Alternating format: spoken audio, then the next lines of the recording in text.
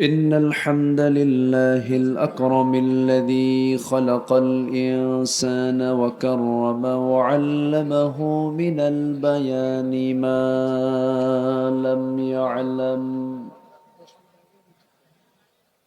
فسبحان الذي لا يحصى امتنانه باللسان ولا بالقلم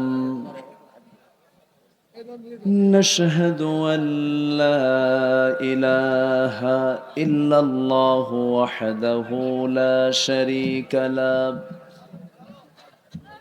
ونشهد أن سيدنا وحبيبنا ومولانا محمدا عبده ورسوله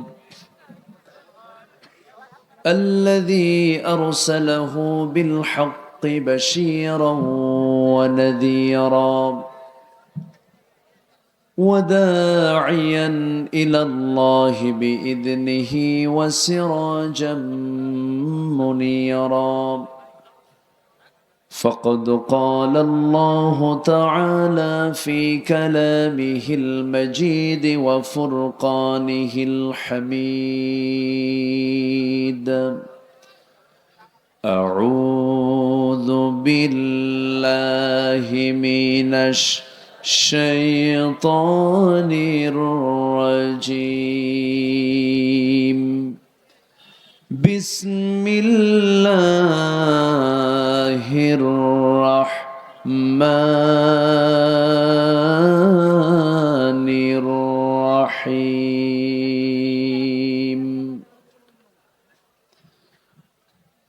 قل إن كان آباؤكم وأبناؤكم وإخوانكم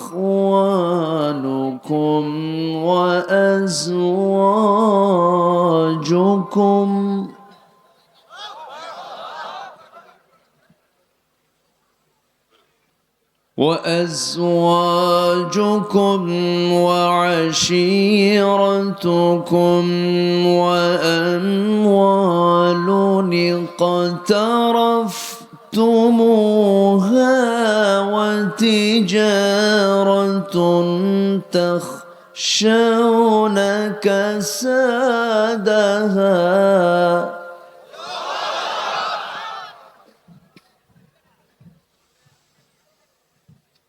وتجارة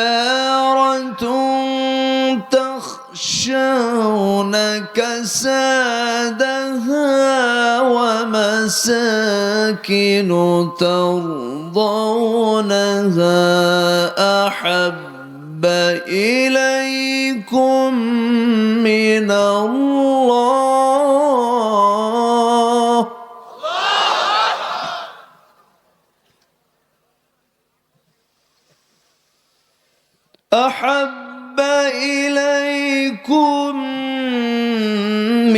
الله ورسوله وجهاد في سبيله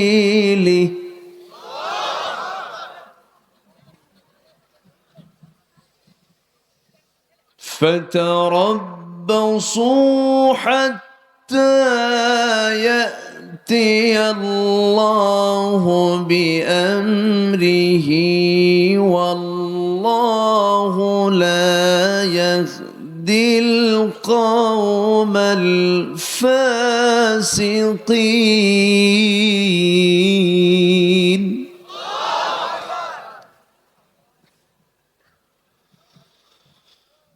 الله أكبر بسم الله الرحمن الرحيم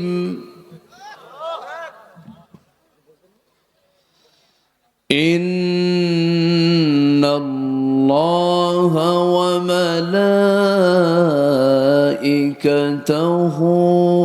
يصلون على النبي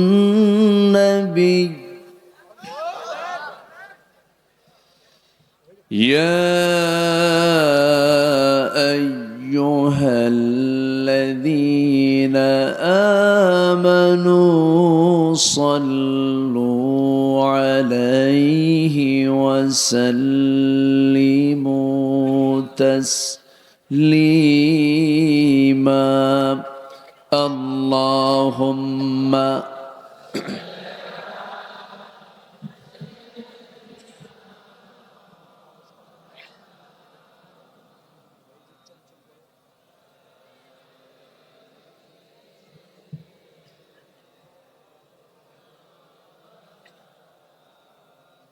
একটু মহব্বত দিয়ে নবীর প্রেমে মাতোয়ারা হয়ে জবান খুলে উচ্চ আওয়াজে সবাই বলুন আল্লাহুম্মা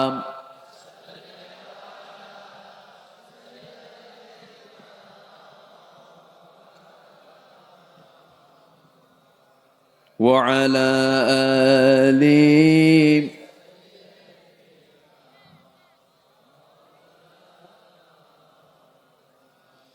জীবনে কখনো তুমি মিথ্যা বলনি, তাই তো তোমায় পেতে কাঁদে ধরণী, কাঁদে ধরণী।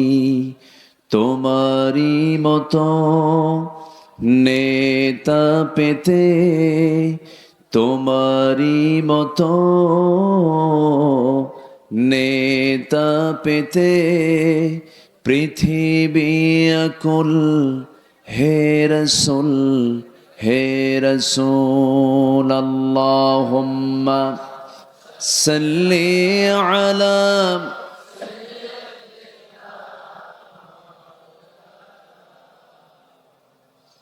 ওয়া আলা আলি সাইয়্যিদিনা। সবাই বলুন বালাগাল উলা বিকামালিহি কাশাফাত তুজা বিজামালিহি হাসুনাত জামিউ খিসালিহি সাল্লু।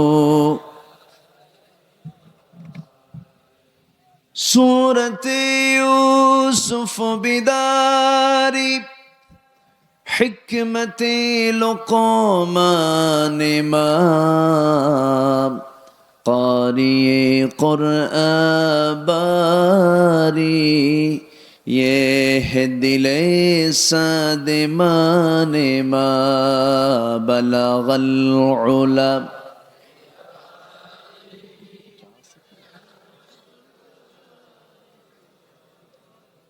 حسنت جميع خصاله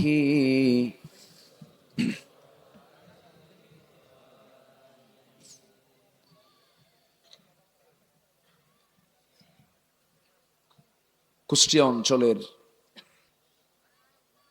চুয়াডাঙ্গা জেলার সরোজগঞ্জ বোয়ালিয়া দারুল কোরআন হাফিজিয়া মাদ্রাসা মাহফিল ইন্তেজামি কমিটি কর্তৃক আয়োজিত ৪৩তম বার্ষিকী তাফসীরুল কোরআন মাহফিল ২০২৩ মহৎ আয়োজনের আজকের এই সম্মানিত সুযোগ্য সভাপতি, প্রবীণ ব্যক্তিত্ব, সমাজসেবক হাজী আব্দুর রাজ্জাক ভূঁইয়া কথা বলেছেন। নন্দিত আলেম দ্বীন মুফতি আলী আকবর হাফিজাহুল্লাহ, প্রধান অতিথি মাননীয় চেয়ারম্যান মহোদয়, আজকের মাহফিলে উপস্থিত হাজরাত উলামায়ে কেরাম, ফদলায়ে ইজম, সুশীল সমাজ, জাতির শ্রেষ্ঠ সন্তান শিক্ষক মণ্ডলী, জাতির বিবেক সাংবাদিক বৃন্দ, সামনে উপস্থিত দূরে কাছের বিভিন্ন স্থান থেকে ছুটে আসা কালেমার ঝান্ডাবাহী, তৌহিদের পতাকাবাহী, দ্বীন ইসলামের নরসারদুল বীর মুজাহিদ, প্রাণ প্রিয় সম্মানিত দ্বীনি ভাইরা, আড়ালে বসে আছেন শ্রদ্ধেয়া সম্মানিতা মা বোনেরা, আলোচনার সূচনায় আনুষ্ঠানিকতার মধ্য দিয়ে আমার পক্ষ থেকে আবারও দিল খোলা সালাম, আসসালামু আলাইকুম ওয়া রাহমাতুল্লাহি ওয়া বারাকাতুহু। সকলে কেমন আছেন? আমাকে উল্টা প্রশ্ন করলেন। আল্লাহ তাআলা আমাকে আপনার কাতারেই রেখেছেন, বলছি আলহামদুলিল্লাহ। উঠতে একটু দেরি হলো। গতকাল এই সময় আমি মোনাজাত করে দিয়েছি, মাহফিল শেষ হয়ে গেছে। আসলে আমাদের টাইম সিলেকশনটা একটা গুরুত্বপূর্ণ বিষয়। 25-এ যে এনার্জি থাকে, 40 বছর বয়সে কি সে এনার্জি পাওয়া যায়? চামড়া টাইট হয় না ঢিল হয়? বয়স বাড়ে, হুঁশ কমে, চোখে কম দেখে চামড়া ঢিল হয়ে যায়, হুঁশে খাটো হয়ে যায়। তো মাহফিলের মূল একটা যৌবন কাল আছে। সেই যৌবন কাল হলো সর্বোচ্চ 9টা থেকে 11টা। সেই যৌবন কাল পার করে আমি উঠছি বুড়াকালে। এখন এই শেষ ক্লাস, এটা সহজ না, একটু কঠিন। তো আমি যতক্ষণ আছি, যেহেতু উঠতে দেরি হলো, শেষ হতে যদি একটু দেরি হয়, কষ্ট কি হবে? কষ্ট হবে না তো? আবার দৌড় মারবেন না তো? আমাদের শেষ কাজ আজকে কি হবে বলেন তো? শেষ কাজ কি হবে বলুন সবাই। সবাইকে আমার সঙ্গে দোয়ায় শামিল হবেন। অন্য দিন আমি বলবো না, জোর করবো না, কিন্তু আজকে একটু জোর বলবো। এই জন্য, তুরস্কের ভয়াবহ অবস্থা, সিরিয়ার সেই ভূমিকম্পের ধ্বংসস্তূপের তলে পড়ে আছে মানুষ, তাদের জন্য অন্তত তো দোয়াটা করা দরকার। তো শেষে আমরা এই কাজটা রেখে দিলাম, আমরা থাকবো। জোরে বলি ইনশাআল্লাহ। সম্মানিত উপস্থিতি, আমার আগের মেহমান, উনি দীর্ঘ সময় ধরে উনি মাদ্রাসার জন্য একটু চেয়েছেন। উনি কথা বলার সুযোগ তেমন পাননি, উনি মাদ্রাসার জন্য বলেছেন। এদেশে আবহমান কাল ধরে এই মাদ্রাসাগুলো জনগণের লাউ বেচা, কদু বেচা, আলু বেচা, ধান বেচার টাকা দিয়ে চলে, ঠিক কিনা? তো এখানে মনক্ষুণ্ণ হওয়ার কিছু নেই। মাদ্রাসায় ছাত্ররা দাস্তারবন্দি দেওয়া হলো, এটা বিশাল খেদমত। এগুলো, এই খেদমতগুলোকে বন্ধ করার জন্য একটি চক্র কিন্তু লেগেছে, আছে না নাই? আচ্ছা, অনেকে বলে যে হাফেজ হয়ে কি লাভ? আমারও প্রশ্ন, কোরআন হাদিস না জেনে ডাক্তার ইঞ্জিনিয়ার হয়ে কি লাভ? কি ওরা বলছে কোরআন হাদিস জেনে লাভ কি? তাহলে কোরআন হাদিস না জেনে ডাক্তার, ইঞ্জিনিয়ার, প্রশাসক, ডিসি, মন্ত্রী, এসপি এগুলো হয়ে লাভ কি? ফান্ডামেন্টাল কোনটা, মূল কোনটা? মূল কোনটা বলেন? কোরআন, এটাই তো মূল। আর ওগুলো সব আগা। ওগুলো সব কি আগা? মূল দরকার না আগা দরকার? আগে আগে মূলটা দরকার। সম্মানিত উপস্থিতি, কবি কবিতা পাবে, এর মধ্যে আছে না? সাহিত্যিক সাহিত্য পাবে, লেখক লেখা পাবে, গবেষক গবেষণা পাবে, আইনজীবী আইন পাবে, রাষ্ট্রপতি রাষ্ট্র পাবে, তারপরে বিজ্ঞানী বিজ্ঞান পাবে, রাজনীতিবিদ রাজনীতি পাবে, সমাজসেবক সমাজ সেবা পাবে, ব্যবসায়ী ব্যবসা পাবে, চিকিৎসক চিকিৎসা পাবে। এটা এমন কিতাব, সুবহানাল্লাহ বলবেন না? এই পৃথিবীর সমস্ত কবির কবিতা হেরে যাবে কোরআন নামক এই কিতাবের যে ছন্দ, এই ছন্দের কাছে। আলহামদুলিল্লাহ। সবাই বলেন, ইন্না আ'তাইনাকাল কাউসার ফাসাল্লি লিরাব্বিকা ওয়ানহার ইন্না শানিআকা হুয়াল আবতার। সব আয়াতের শেষে র দিয়ে শেষ হয়ে গেল। কাউসার, ওয়ানহার, কি ইন্না শানিক হুয়াল আবতার।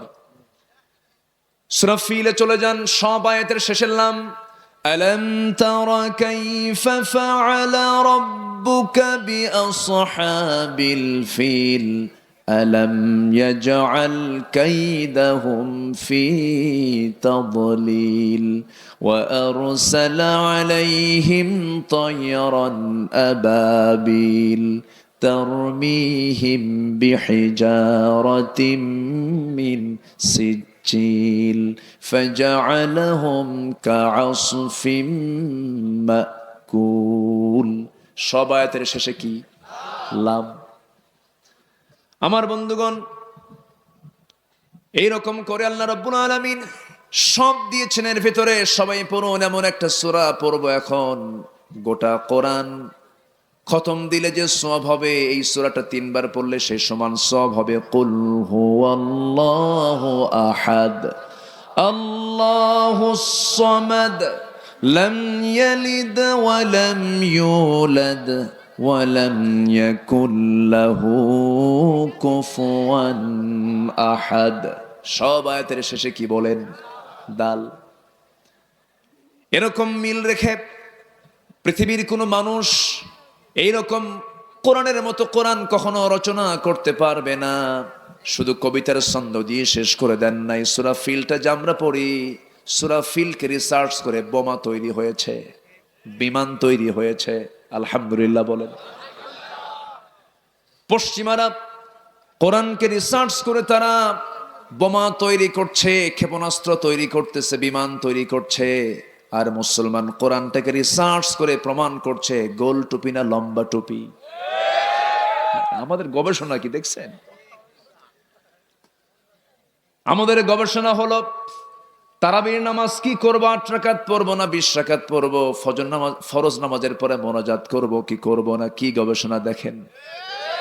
ওরা বিমান আবিষ্কার করে, আমরা কিলাকিলি করি, আমরা ঘুতাঘুতি করি। আমাদের ভেতরে অহংকার ঢুকে পড়েছে। সালাম দিলে পর্যন্ত উত্তর খুঁজে পাওয়া যায় না, এমন লোক আছে না নাই বলেন? 6 মাস আগে আমি ঢাকা এয়ারপোর্ট থেকে চট্টগ্রাম যাব, বিমানে উঠব, তো বোর্ডিং পাস করে আমি ভিতরে বসে আছি। তো বসতে গিয়ে তো বসার জায়গা পাচ্ছি না। যেখানেই যাবেন এখন পুরুষের আনাগোনা বেশি না মহিলার আনাগোনা বেশি? সব জায়গায়। তাও গায়ে কাপড় চোপড়ও নাই। এখন আধুনিকতা মানে গায়ে কাপড় চোপড় না রাখা। মানে আধুনিকতা মানে কি জানেন? গরু ছাগল হওয়া। গরু ছাগলের তো কাপড় চোপড় নাই। এই থামেন, আমার ওয়াজ করতে দেন। আধুনিকতা মানে কি জানেন? যে নায়িকা তার শরীর থেকে যত কাপড় খুলবে তাকে বলা হয় সাহসী অভিনেত্রী। কম সাহস, কাপড় খুলে ফেলে। এই হচ্ছে আজকের হালচাল। তাই বসবো কোথায়, বসার জায়গা পাচ্ছি না। আমি খুঁজতেছি টুপিওয়ালা কই, দেখি এক টুপিওয়ালা বসে আছে, আমিও টুপিওয়ালা। ভাবলাম ওখানে গিয়ে বসি, পাশে বসি, সালাম দিলাম, উত্তর নাই। মশানি আলাদা। তো উনি মনে হলো আমার টুপিটা চয়েস করে নাই, ওনার টুপির সাথে আমার টুপির মিল নাই, একটু ডিজাইনটা ভিন্ন। আমার কথা কি বুঝতেছেন আপনারা? তো আমি সালাম যখন পেলাম না, তখন বললাম, মোহতারাম জনাব, আমি সালাম দিয়েছি, তো প্লিজ আপনার পরিচয়টা। তো উনি বলতেছে, আমি যখন কইছে পীরজাদা। ও আচ্ছা।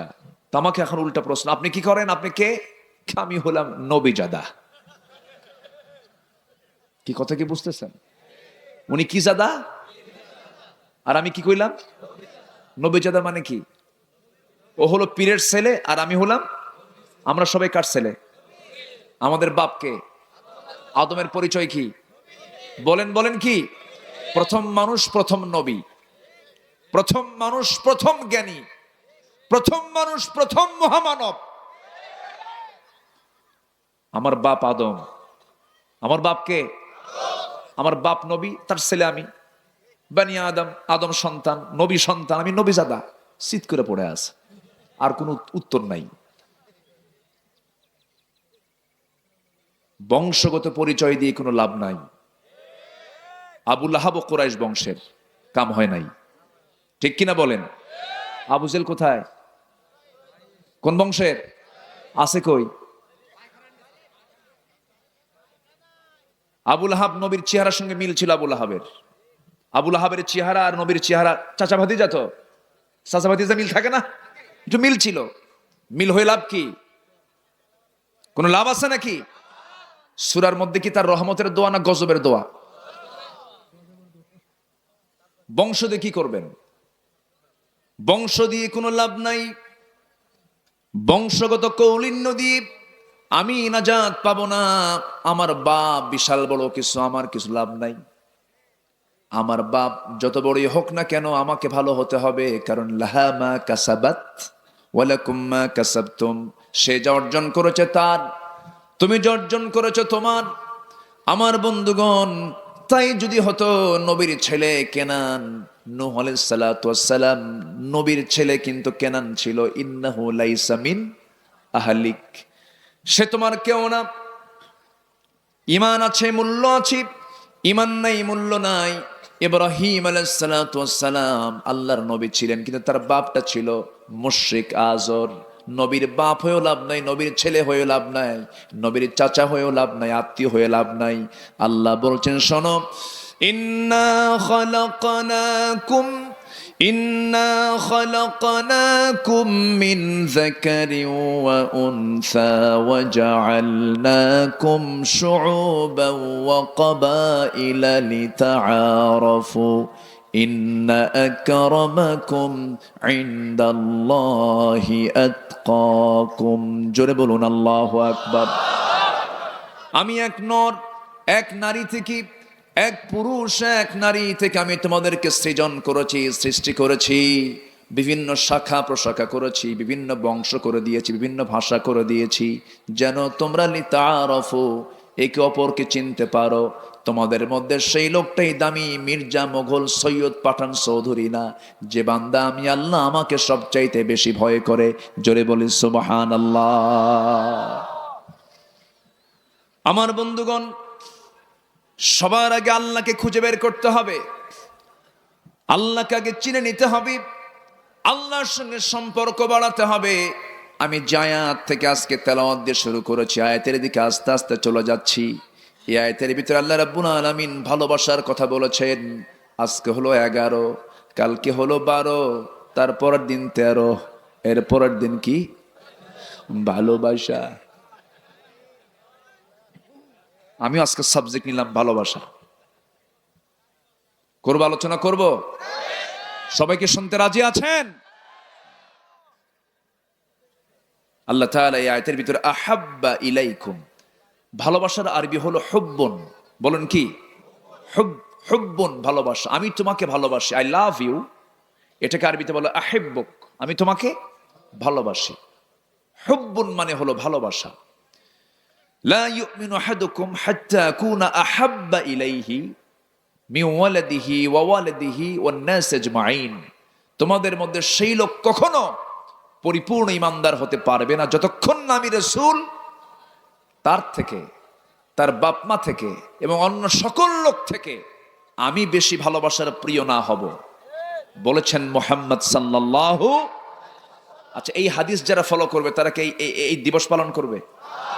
আসতে বলে, এই দিবস পালন করবে। এই দিবসের ব্যাপারে বিশাল একটা ঘটনা আছে, আমি ওইদিকে যাব না। মূল পয়েন্টে আমি কিছু কথা বলবো। সময় তো আজকে আমি এখানে বসেই ছিলাম প্রায় 40 মিনিটের মতো। এই বছরে মনে হয় আমার এই লম্বা সময় বসে থাকা। যাই হোক, সমস্যা নেই, আপনার সময় দিলে আমি থাকতে রাজি আছি। কারো কোনো আপত্তি নাই তো? জোরে বলি ইনশাআল্লাহ। কিছু কিছু দিবস আমদানি হয়েছে আমার দেশে, বুঝলেন? এর মধ্যে একটা হলো 14ই ফেব্রুয়ারি। আরো যে কি কি আমদানি হবে আল্লাহই জানে। সম্মানিত ভাইয়েরা, এই সমস্ত দিবসের সাথে মুসলমানদের কোনো সম্পর্ক নাই, ঠিক কিনা বলেন? এই সমস্ত দিবসকে মানা হলো অপরাধ। শুধু অপরাধ নয়, গুনায়ে কবিরা। এই সমস্ত দিবসকে আমরা মূল্যায়ন করব না, ওর ধারে পাশেও যাব না। জোরে বলি ইনশাআল্লাহ, জোরে বলি ইনশাআল্লাহ। সম্মানিত ভাইয়েরা, আসুন, সাবজেক্ট যেহেতু দিলাম, নাম হলো ভালোবাসা। ভালোবাসাটা হবে কার জন্য একটু আমরা খুঁজে খুঁজে কোরআন থেকে বের করি। আসলেই নিছক এই দুনিয়ার যে আমাদের এই মোহাব্বত, এই ভালোবাসা, স্বামী স্ত্রীর মোহাব্বত আছে না নাই? আসতে বলে, এই আছে না নাই? এই মোহাব্বত কে দিয়েছেন? এই ভালোবাসার মধ্যে কিন্তু রহমত আছে। কি আছে? রহমত আছে। মাওয়াদ্দাতাও ওয়া রাহমা, মাওয়াদ্দাতাও ওয়া রাহমা। এখানে ভালোবাসাও আছে, রহমতও আছে।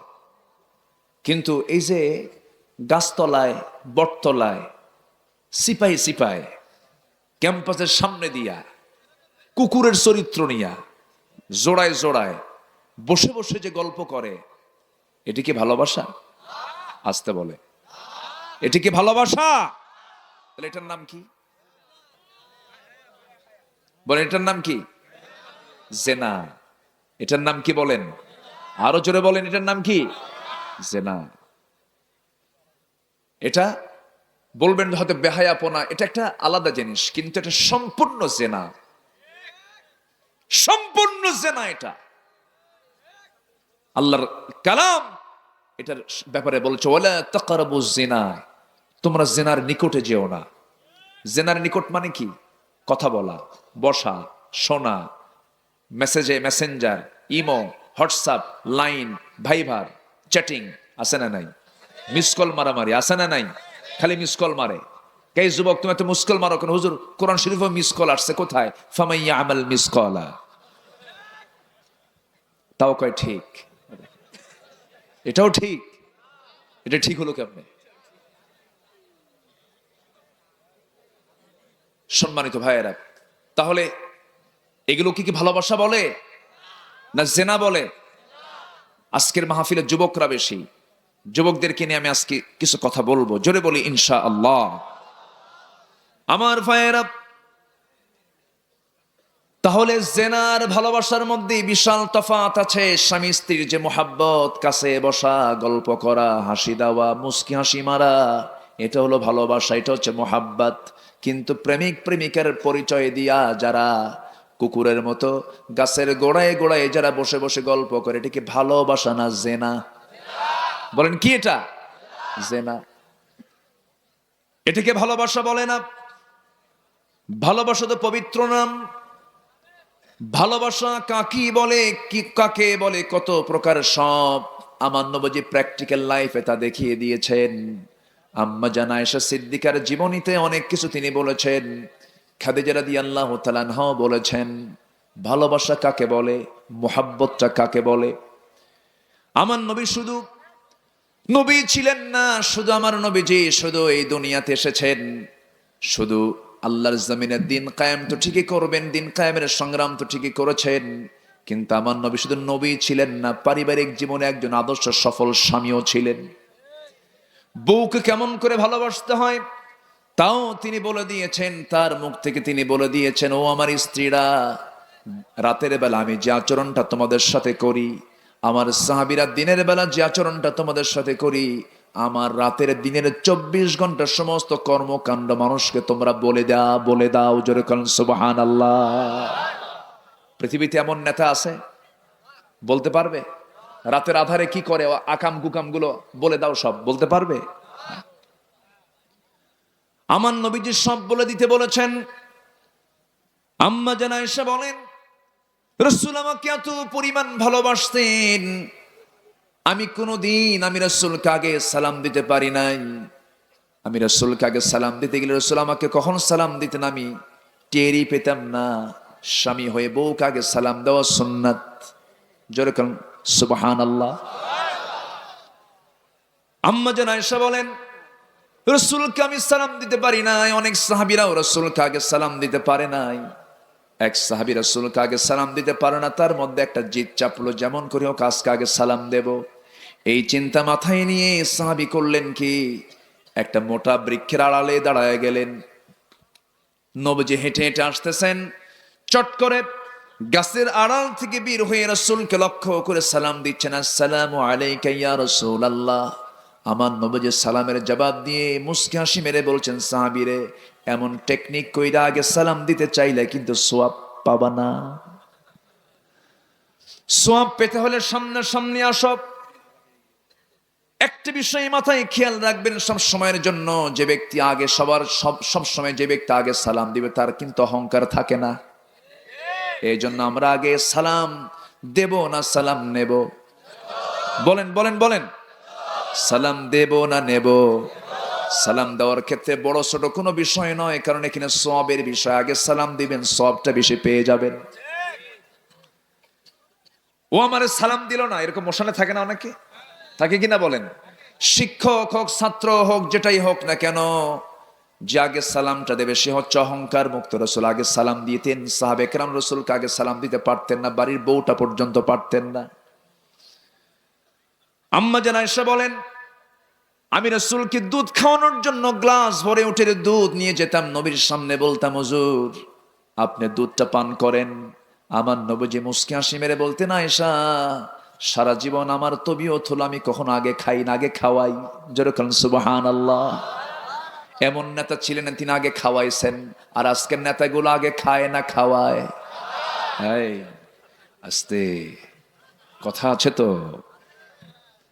এমন খাওয়া খাইছে, নিজে তো খাইয়া পেট ভরেই নাই, আরো কিছু জমা করে বিগত কয়েক বছরে 14 থেকে 16 লক্ষ কোটি টাকা দেশ থেকে পাচার করেছে, ঠিক কিনা? শেষ পর্যন্ত জাতির শ্রেষ্ঠ সন্তান মুক্তিযোদ্ধা যারা যারা দেশের জন্য রক্ত দিয়েছেন, অঙ্গহানি হয়েছেন, সেই জাতির শ্রেষ্ঠ সন্তান মুক্তিযোদ্ধা, তাদের নাম করে 2000 মুক্তিযোদ্ধা যাদের বয়স 52 বছর, তারা মুক্তিযোদ্ধার ভাতাও নিয়েছে। তারা বয়স 52 বছর, দেশ স্বাধীন হলো 52 বছর, ভাতা নিল, যুদ্ধ করলো কোন দিন? কথা কব, বলবো কথা, বলবো কথা। সব নাকি দোষ হুজুররাই করছে। সম্মানিত ভাইয়েরা, সম্মানিত বন্ধুগণ, এই দেশে সবই ছিল, সবই আছে, কোনো সংকট এই দেশে নেই। এই দেশের মাটিতে কি হয় না? এখানে বরফ কল আছে। এই বরফ কল দিয়ে কি করে জানেন? এই এলাকার ধনেপাতা, ধনেপাতা ফ্রিজ করে পাঠায় দেয় ঢাকায়। এই দেশের মাটি সোনার চেয়েও খাঁটি। এই দেশের মাটির মতো পৃথিবীতে কোনো মাটি নাই। সোনাও এত দামি না। এই দেশে তেলের খনি আছে, গ্যাসের খনি আছে, স্বর্ণের খনি আছে, কয়লার খনি আছে, কিন্তু সবচেয়ে বড় খনি, এটাকে বন্ধ করা যাচ্ছে না, সেটা হলো চোরের খনি আছে। আছে না নাই? আমার দেশে যে যত মেরে খেতে পারে তাকে বড় যোগ্যতাপূর্ণ বলা হয়। খুব যোগ্যতা, মেরে খেতে পারে, হ্যাঁ, খুব চালাক, তো চালাক অফিসার। এই জন্য এই দেশের স্বাধীনতার স্থপতি বঙ্গবন্ধু শেখ মুজিবুর রহমান, তিনি আফসোস করে, দেশ স্বাধীনের পরে তিনি আফসোস করে বলেছিলেন, মানুষ দেশ স্বাধীন করে পায় তেলের খনি, গ্যাসের খনি, স্বর্ণের খনি, আমি পাইছি চোরের খনি। আমার ডানে চোর, বামে চোর, সামনে চোর, পিছনে চোর। সেই চোররা কি নাই? আসতে বলবেন না, আছে না নাই?